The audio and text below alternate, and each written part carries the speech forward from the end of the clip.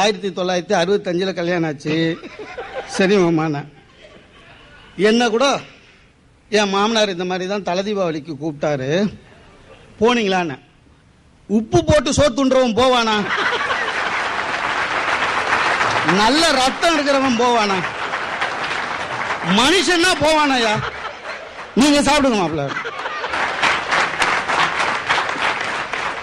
அடுத்தது இந்த பச்சனை செய்யற நாங்க கிண்டல் பண்றோம். கிண்டல் எல்லாம் பண்ணலங்க.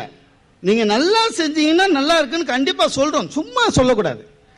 தெரிஞ்ச பட்சணத்தை பண்ண மாட்டாங்க. இவங்களுக்கு வர பிரச்சனை, நம்ம வீட்டுல இன்னும் கேசரியா சரியா பண்ண வராது.